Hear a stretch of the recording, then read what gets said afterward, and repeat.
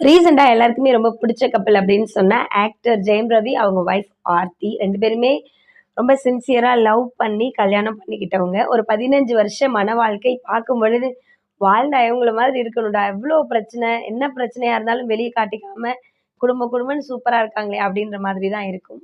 இப்போ புயல் அடிக்கிற மாதிரி, கண்ணு படுற மாதிரி, அவங்க டைவர்ஸ் பண்ணிக்க போறேன் அப்படின்ற ஒரு விஷயத்த வந்து அறிவிச்சிருக்காங்க. என்ன காரணம் அப்படின்னு கேட்டா, ஜெயம் ரவி மேல தான் முதல் குற்றச்சாட்டுகள் வைக்கிறாங்க. பொன்னியின் செல்வன் படத்தப்போ, அங்க ஒர்க் பண்ண ஆக்ட்ரஸ் கூட அவரு ரொம்ப க்ளோஸா இருந்ததாக ஒரு குற்றச்சாட்டு வைக்கிறாங்க. 2வதா ஆர்த்தி, அவங்க அம்மா வந்து புரொடியூசர்.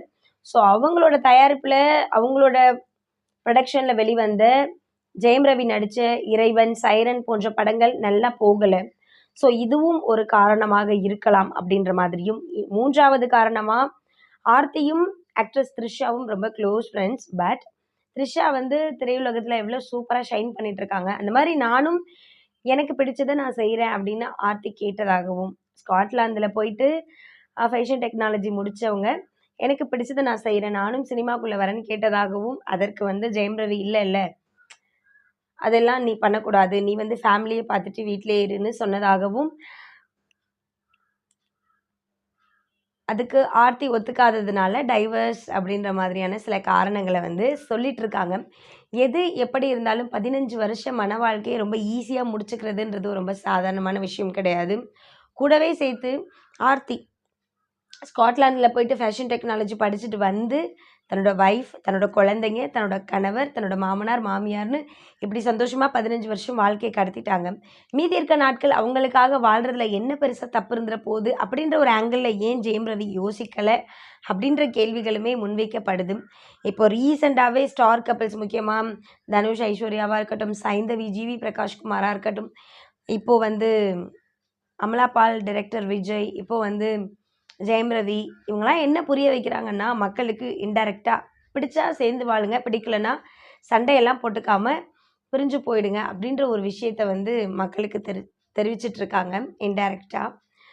இது எந்த விதத்தில சரி அப்படின்ட்டு யோசிக்கிறதுக்கு முன்னாடி, இந்த மாதிரி கணவன் மனைவிக்கான பிரச்சனைகள், மாமனார் மாமியாருக்கான பிரச்சனைகள் தொன்று தொட்டு பழங்காலம் வரைக்கும் இருந்துட்டே தான் இருக்கு. ஆனாலும் அவங்க எல்லாம் தன்னோட குழந்தைங்க, தன்னோட குடும்பம், குடும்ப கௌரவம் அப்படின்ற காரணத்துக்காக கொஞ்சம் அட்ஜஸ்ட் பண்ணி, ஏதோ வாழ்க்கைய ஓட்டி முடிச்சுட்டாங்க. பட் இப்போ இருக்கிறவங்க எல்லாம் அப்படிலாம் இல்ல. குழந்தைங்க அவங்க வாழ்க்கைய அவங்க வாழட்டும்.